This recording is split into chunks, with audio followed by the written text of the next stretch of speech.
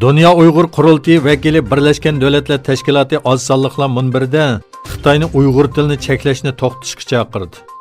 Jenevada chaqirilgan 13-kunchi navbatlik Birleşken Devletler Teşkilatı az sonliqlar munbiriga qatnashgan Dünya Uyghur Qurultayı vekili Zumrat Ay Sharq Turkistonda ma'rif sohasida Uyg'ur tilining cheklanganligini o'ttirg'i qo'yib, Xitoyning Uyg'ur tilini cheklash siyosatiga xotim berishga va xalqaro qonunlarga rioya qilishga chaqirdi.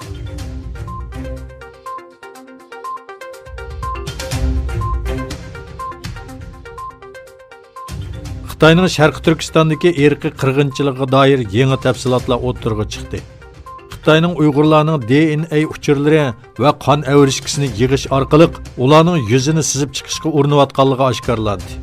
New York vaqt gazetining muxbirlaridan Suylevi va Paul Muzur birlikda e'lon qilgan maqolada Tumshq shahrida doiralar yuzlagan Uyg'urlarning qon avrishkisini yiqqanligi va bu orqali DNA material ombir qurib chiqqanligi bayon qilingan.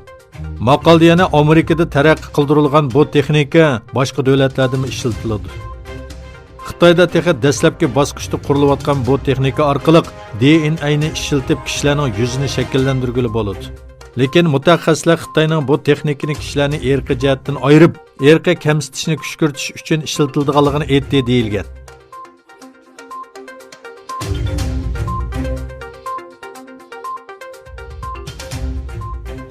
Xitoyning Sharq Turkistonda 3 milliondan ortiq Uyg'ur va boshqa musulmonlarni yig'ib olish lagerlariga qamishi G'arb dunyosida kuchli norozilik paydo qilayotgan, Amerikada bo'lsa Uyg'ur kishilik huquq qonun loyihasi kun tartibga kelayotgan bir vaqtda Xitoy Kompartiyasining zuvoni bo'lgan Yer shari vaqt gazetining bosh muharriri Xoshijin Xitoyning amerikalik diplomatlarni Sharq Turkistonga kirishdan cheklashi mumkinligini bildirdi.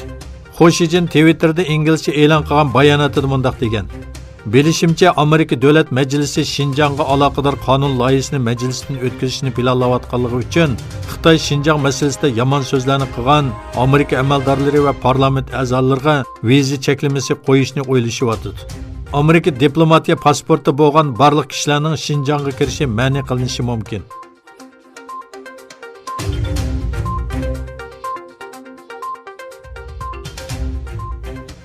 Londonda NATO boshliqlar yig'iniga qatnashayotgan Amerika prezidenti Donald Trump muxbirlarning ziyoratini qabul qilganda necha oydan buyon qiziq tema bo'layotgan Amerika-Xitoy savdo kelishimi haqida 2020-yilning oxirini ishorat qildi. Trump Xitoy bilan savdo kelishimi tuzish uchun oxirgi muddat yo'qligini, lekin 2020-yil noyabrda o'tkaziladigan prezident saylamidan keyin bo'lsa, texmi yaxshi bo'lishi mumkinligini aytdi. Xitoyning kelishim tuzishga qiziqadiganligini bildirgan Trump, kelishimning to'g'ri bir kelishim bo'ladigan yoki bo'lmaydiganligiga qaraymiz. Xitoy bilan bo'lgan kelishim mening bu kelishimga rozi bo'lib bo'lmasligimga qarashliq dedi.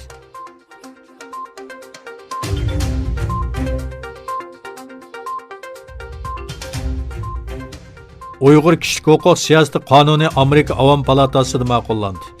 Uyg'ur kishilik huquq siyosati qonuni seshanba kuni Amerika Avom palatasida ovozga qo'yilgan bo'lib, 407 Avom palata a'zosining qo'llashi bir ovozning qarshi turish bilan ma'qullandi.